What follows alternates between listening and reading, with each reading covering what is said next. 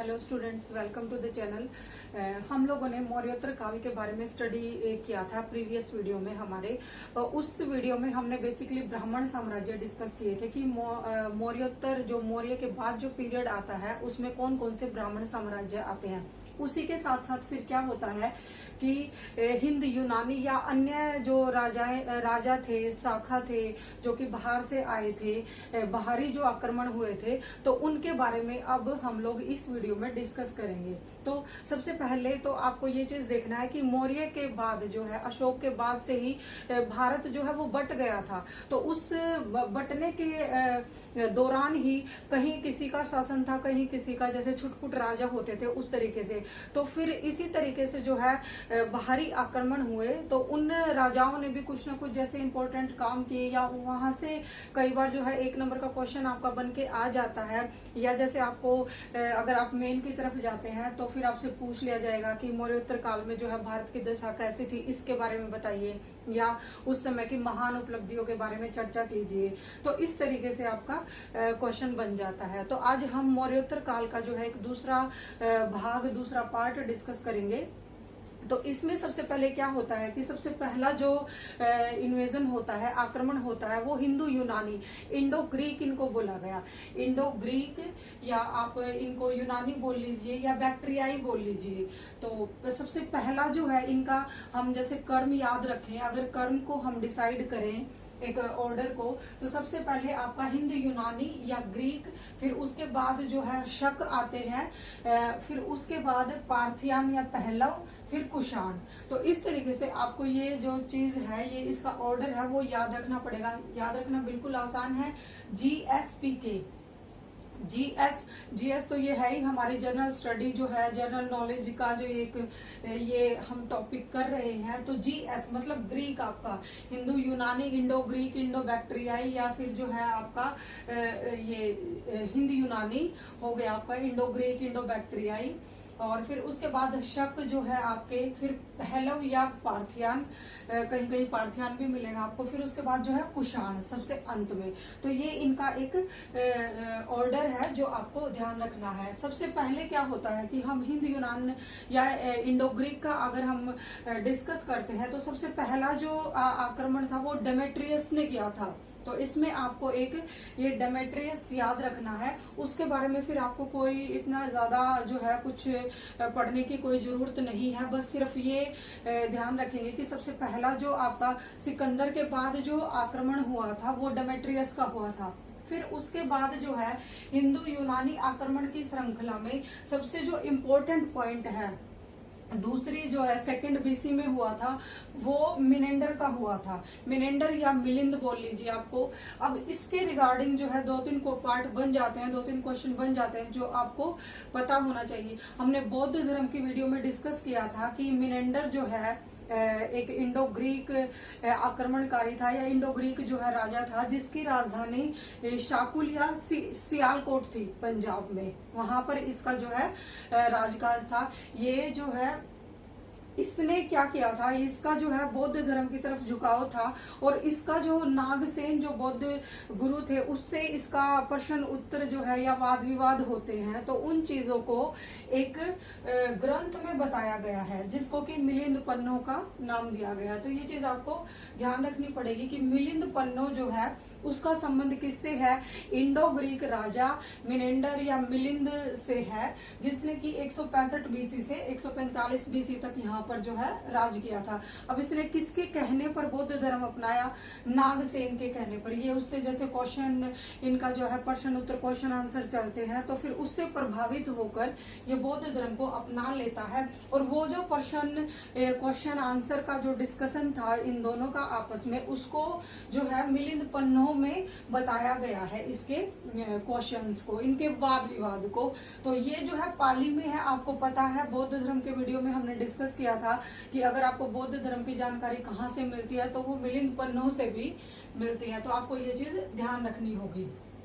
अब यहाँ पर क्या होता है कि सबसे पहली बार जो होता है सोने के सिक्के, वो इंडो ग्रीक जो है राजाओं ने ही चलाए थे। सबसे पहले सोने के सिक्के जो है वो हिंदू यूनानी शासकों ने ही चलाए थे। यहाँ पर ये चीज आप ध्यान रखेंगे। उसके बाद जब इंडो ग्रीक जो है, जब भारत पर ऐसे हिंदू यूनानी आक्रमण होते हैं, वो यूनान से जो है, ग्रीक से, बैक्टीरिया से राजा आकर कुछ लोग यहाँ पे रहते हैं, तो वहाँ की जो आर्ट होती है या लोकल कल्चर होता है वो भारत में जो है वो मिक्स हो जाता है। तो इसी का फिर रिजल्ट क्या निकलता है कि जैसे ही यूनानी आक्रमण हुए तो इसका रिजल्ट ये निकलता है कि यूनानी जो कला है उसका प्रभाव भारतीय कला पर पड़ जाता है, तो फिर गांधार कला विकसित होती है। ये चीज अभी आप ध्यान रखेंगे। तो यूनानी जो ग्रीक फीचर वाली कला थी उसको हेलेनिक आर्ट बोला गया है, हेलेनिस्टिक या हेलेनिक आर्ट उसको बोला गया है। तो ये हेलेनिक आर्ट जो है आपकी जब इंडियन कल्चर से, जो भारत में उस समय रीति रिवाज थे उनसे मिली, तो फिर गांधार कला का जो है वो विकास हुआ और ज्यादातर बुद्ध की मूर्तियां जो है, भगवान बुद्ध की मूर्तियां वो गांधार शैली में ही है। तो ये चीज आप ध्यान रखेंगे कि अगर इनका जो इफेक्ट देखें, जो इंडो ग्रीक जो आक्रमण हुए या हिंदू यूनानी जो राजा हुए तो उनके साथ साथ क्या परिवर्तन हुए, ये चीज आप ध्यान रखेंगे कि अगर जैसे हिंदू यूनानी आक्रमण हुए तो उनकी जो हेलेनिक आर्ट, मतलब जो ग्रीक फीचर वाली जो वहां की यूनान की जो कला थी उसका कुछ ना कुछ प्रभाव जो है वो भारतीय कला पर पड़ा। तो फल स्वरूप, उसके परिणाम स्वरूप एज ए रिजल्ट क्या हुआ, गांधार कला का विकास हुआ और इसी कला में, नॉर्थ वेस्ट इंडिया में इसी कला में ज्यादातर आपकी बुद्ध की मूर्तियां बनी।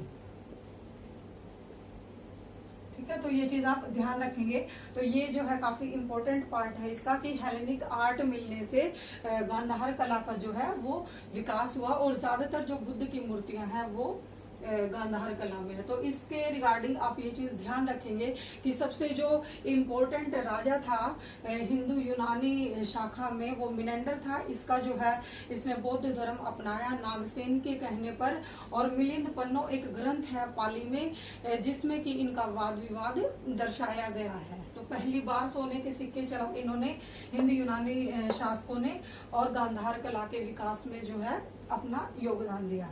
उसके बाद आता है शक।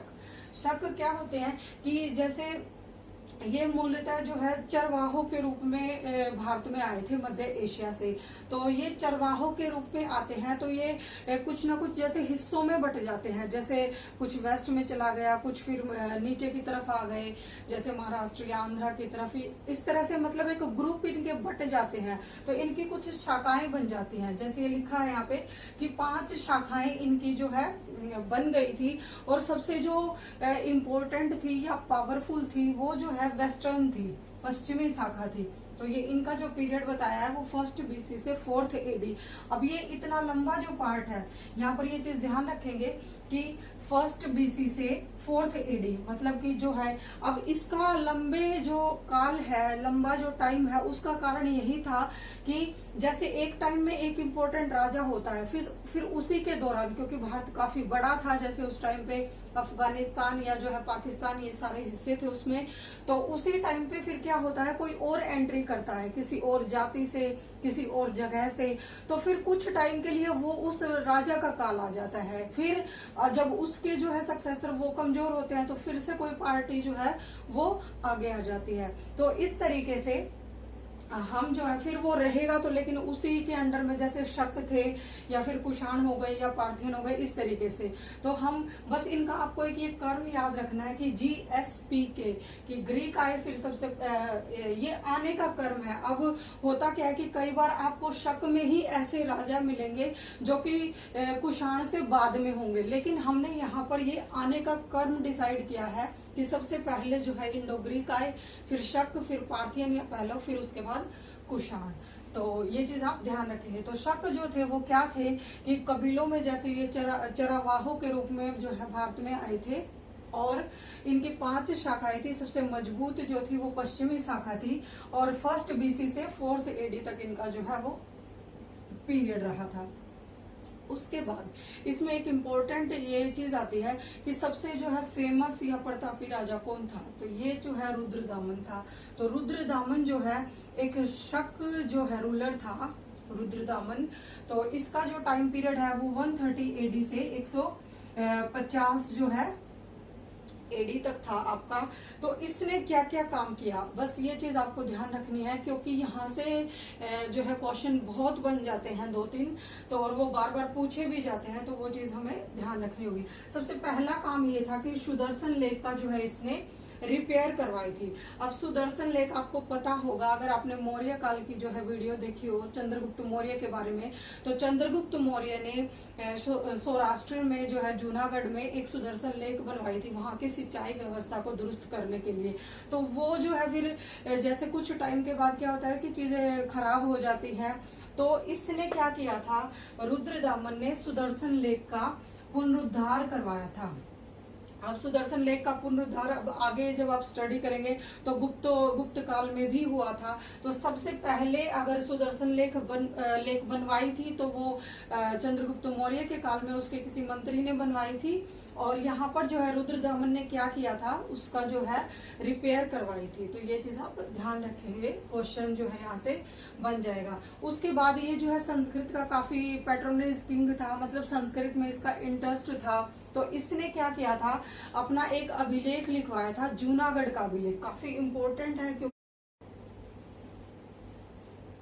तो ये जो रुद्रदामन था ये संस्कृत का जो है काफी प्रेमी था, और इसका संस्कृत में जैसे इंटरेस्ट बोल लीजिए इंटरेस्ट था। तो इसने एक जो है अभिलेख का निर्माण करवाया संस्कृत में, जिसको कि जूनागढ़ का अभिलेख कहा गया, और वहीं से हमें मौर्य की जानकारी मिलती है। मौर्य मतलब चंद्रगुप्त मौर्य की या मौर्य प्रशासन की जानकारी मिलती है। तो इसीलिए ये जो है रुद्रदामन काफी इंपॉर्टेंट हो जाता है, क्योंकि इसने जो है सुदर्शन लेक का जो है वो रिपेयर करवाई थी, पुनरुद्धार करवाया था, और जो है इसी के जूनागढ़ अभिलेख से हमें मौर्य प्रशासन की या मौर्य काल की जानकारी मिलती है। और इसने जो है संस्कृत में सबसे पहले डेटेड कॉइन, मतलब कि जिस पर डेट होती है संस्कृत में, वो कॉइन इशू किए थे। तो यहाँ पर ये चीज आप ध्यान रखेंगे, ये काफी इंपॉर्टेंट बन जाता है, क्योंकि जो आप सिक्कों के संबंध में जैसे इस तरीके से आगे आगे चीजें भी पढ़ेंगे, तो सबसे पहले जो सोने के सिक्के चलाए थे वो हिंद यूनानी शासकों ने चलाए थे, इंडो ग्रीक रूलर्स ने।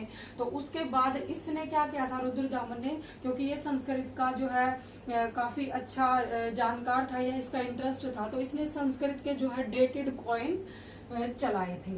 यहाँ पर ये चीज आप ध्यान रखेंगे। फिर उसके बाद क्या होता है कि 58 बीसी में 58 या 57 भी बोल लीजिए इसको, इसमें उज्जैन का एक लोकल राजा होता है विक्रमादित्य, जो कि गंधर्व सेन का जो है पुत्र था। विक्रमादित्य और भरतरी, जो कि हम लोगों ने काफी सुना भी है उज्जैन के राजा विक्रमादित्य के बारे में, उसने शकों को पराजित कर दिया था। तो यहाँ से ये चीज इंपॉर्टेंट बन जाती है कि शकों को पराजित किसने किया था, क्योंकि ये अपना जो है अब यहाँ से जैसे पंजाब से फिर मथुरा की तरफ आगे बढ़े, फिर उज्जैनी की तरफ गए, इस तरीके से। तो इनको जो है उज्जैन के एक लोकल राजा ने, जो गंधर्व सेन का बेटा था विक्रमादित्य, और भरतरी इसका जो है बड़ा भाई था, तो इसने विक्रमादित्य की मतलब ये उपाधि होती थी कि जब ये राजा जो है किसी पर भी जीत करते थे, तो खुद को एक मतलब खुद की प्रशंसा में या खुद को जो है विजयी दिखाने के लिए विक्रमादित्य का एक उपाधि या टाइटल ले लेते थे।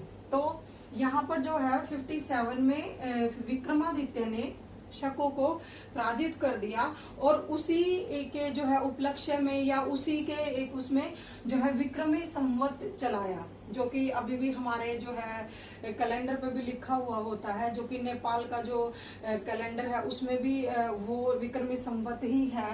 तो इस तरीके से 57 में या 58 में तो विक्रमादित्य ने शकों को पराजित कर दिया था और विक्रम संवत की शुरुआत की थी। तो अगर विक्रम संवत की बात करें तो ये 58-57 बीसी में शुरू हुआ था। तो हमें अगर आज की डेट से 1 ईस्वी से अगर हमें जो है विक्रमी संवत काउंट करना हो तो हमें उसमें प्लस करना पड़ेगा। जैसे अभी हमारा 21 है, तो 21 का अगर हमें विक्रमी संवत निकालना हो तो उसमें हमें 57 प्लस करना पड़ेगा, क्योंकि वो 57 बीसी में जो है स्टार्ट किया था।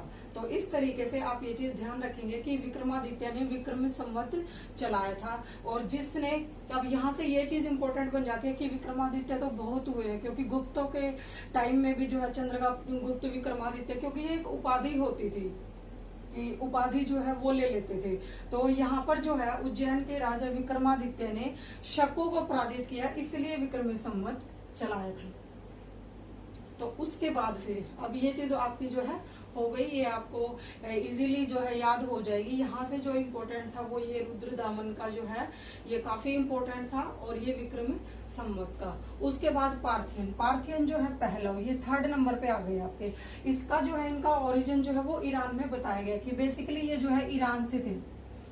तो इनके बारे में जो है कुछ ज्यादा इतना आपको नहीं करना, बस इनका जो है एक प्रतापी राजा था या फेमस राजा था गोंडे फर्नूस। अब उसने क्या किया था, गोंडे फर्नूस ने सेंट थॉमस को जो है ईसाई धर्म को फैलाने के लिए भेजा था। बस आपका जो है ये चीज आपको ध्यान रखनी है कि ये जो है इसका जो इम्पोर्टेंट राजा था वो गोंडे फर्नूस था, और उसने जो है सेंट थॉमस को, एक पादरी को भेजा था ईसाई धर्म को फैलाने के लिए।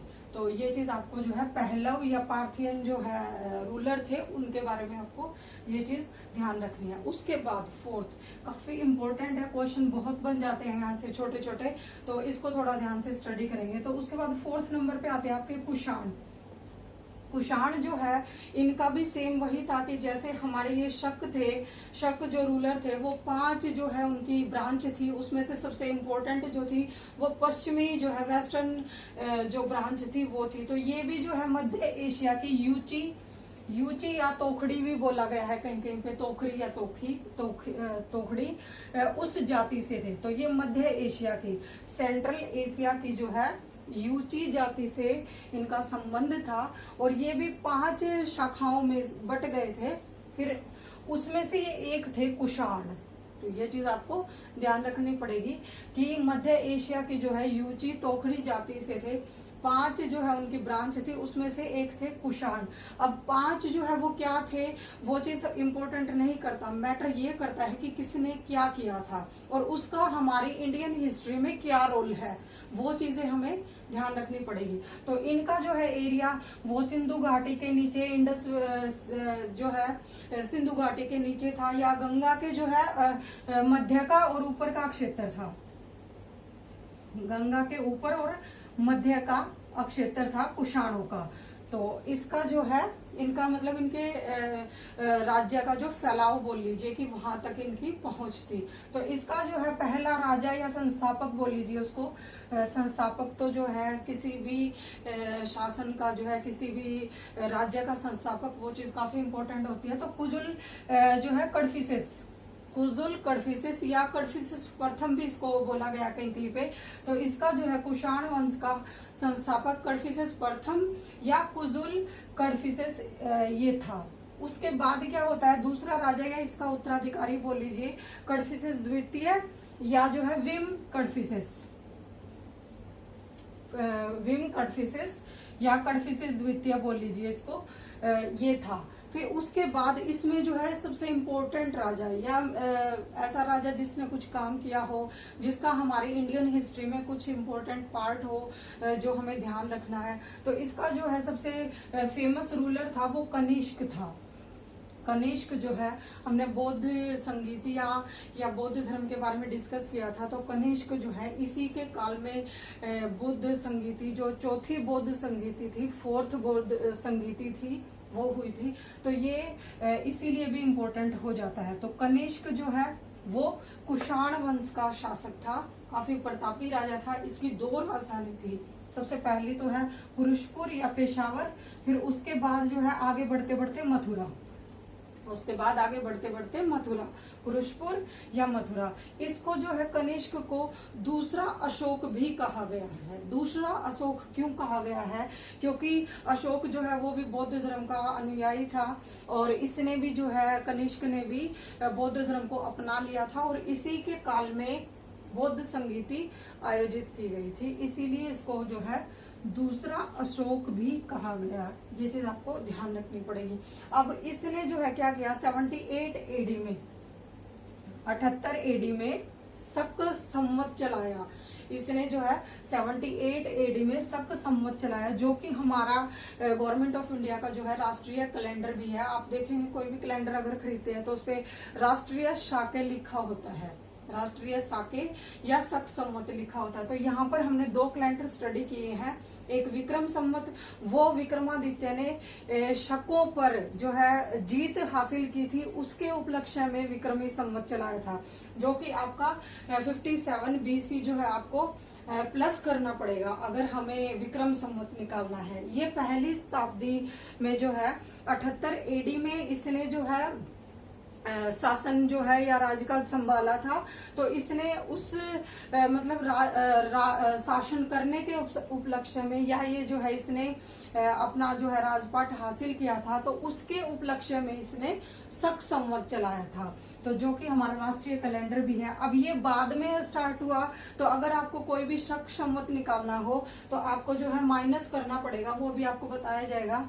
तो ये चीज आप ध्यान रखेंगे कि 78 AD में जब कनिष्क का जो है राज्याभिषेक हुआ था, तो इसने शक संवत चलाया था, जो कि हमारा राष्ट्रीय कैलेंडर भी है।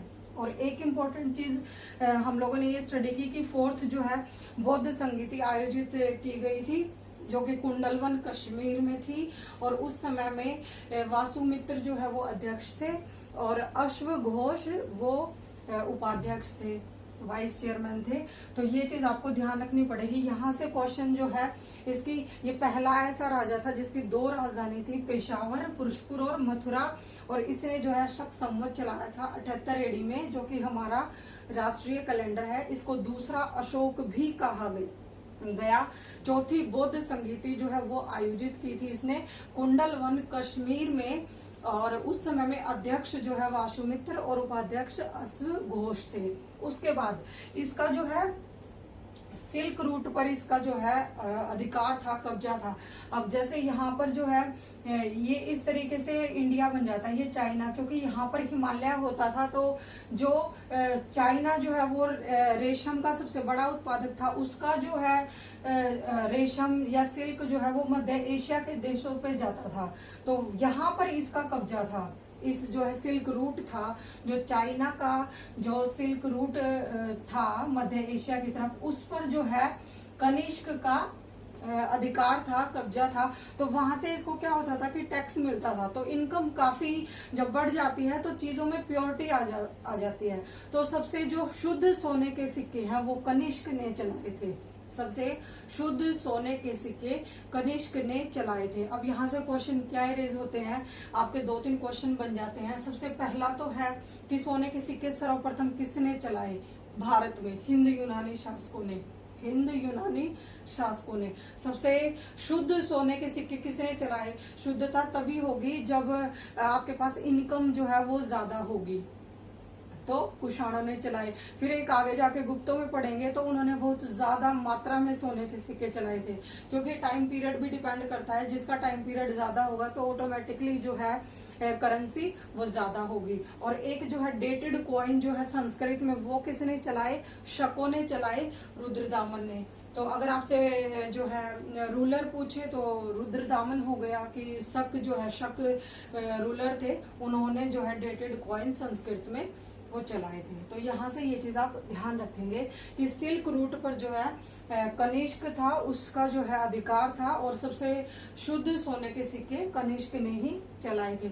अब इनका इफेक्ट क्या पड़ता है? जैसे कि हिंद यूनानी आक्रमण हुए, अलेक्जेंडर का भी जो है आक्रमण हुआ था, इन सब चीजों का इफेक्ट क्या पड़ा? सबसे पहले तो भारत के लिए जो है रास्ते खुल गए थे व्यापार करने के, या जो है इधर से उधर लोगों को आने जाने में सुविधा होती है। तो भारतीयों के संबंध जो है मध्य एशिया, चाइना या साउथ ईस्ट एशिया के साथ इस तरीके से हो गए, चीजों का जो है इधर उधर एक्सचेंज करना। तो वो सब चीजें एक जो है कंट्री की ग्रोथ के लिए ये सब चीजें जरूरी होती हैं। तो ये जो भी बाहरी आक्रमण हुए, इनका रिजल्ट ये निकला, एक तो कि भारतीयों के संबंध जो है वो बाहर से हो गए, मध्य एशिया हो गया, चाइना, साउथ ईस्ट एशिया जो है।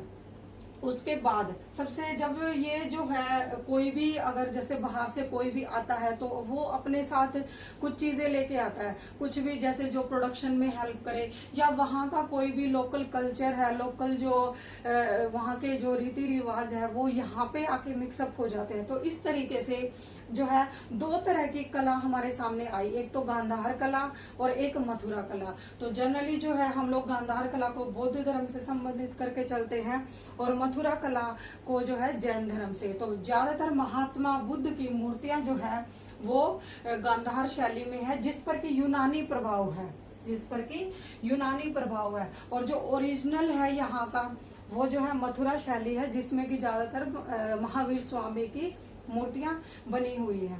उसके बाद जो है कि महत्वपूर्ण व्यक्ति जो है कि कुषाण जो है ये कनिष्क के दरबार में, एक तो आपको पता है कि अश्वघोष और वसुमित्र थे। वासुमित्र और अश्वघोष तो ये 4th बुद्धिस्ट काउंसिल जो हुई थी उसमें चेयरमैन और वाइस चेयरमैन थे। उसके बाद जो है अश्वघोष ने बुद्ध चरित भी लिखी थी। तो इस तरीके से आप ये जो है बुक का नाम ध्यान रखेंगे। उसके बाद एक चरक थे, चरक ने जो है चरक संहिता लिखी थी। चरक जिसको कि आयुर्वेद में भी काफी इम्पोर्टेंट जो है जगह मिली हुई है। तो चरक जो है, चरक ने चरक संहिता मिली, वो इसी के जो है कोर्ट में थे, दरबार में थे। उसके बाद नागार्जुन, नागार्जुन जो है वो आपको पता है, इन्हें जो है भारत का आइंस्टाइन कहा जाता है। इन्होंने जो है काफी सारी धातुओं पर रिसर्च किया था, बेसिकली पारे पर। नागार्जुन को जो है इन्होंने शून्यवाद का सिद्धांत भी दिया था, जो कि हमने बौद्ध धर्म में भी डिस्कस किया था। तो ये नागार्जुन जो है वो इन्हीं के कोर्ट में थे। तो इस तरीके से आप ये सब चीजें ध्यान रखेंगे। एक बार इसको रिवाइज करते हैं थोड़ा सा कि सबसे पहले जो है GSP के, ये चीज आपको ध्यान रखनी है कि ग्रीक आए, फिर शक आए, पहलव और कुषाण।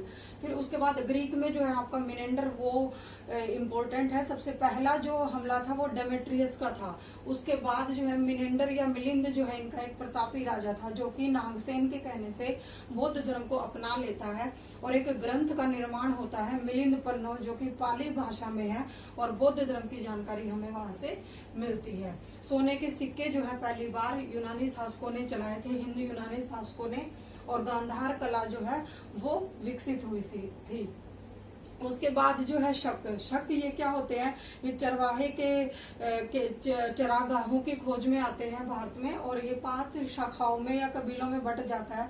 सबसे जो पावरफुल ब्रांच होती है इनकी वो वेस्टर्न ब्रांच होती है। तो उसके बाद रुद्रदामन जो है वो इनका एक प्रतापी राजा होता है, जिसने कि सुदर्शन झील का पुनरुद्धार करवाया था। और जूनागढ़ का भी लेख जो है संस्कृत में वो भी लिखवाया, जिससे हमें मौर्य काल की जानकारी मिलती है। और डेटेड कॉइन चलाए थे संस्कृत में रुद्र दामन ने।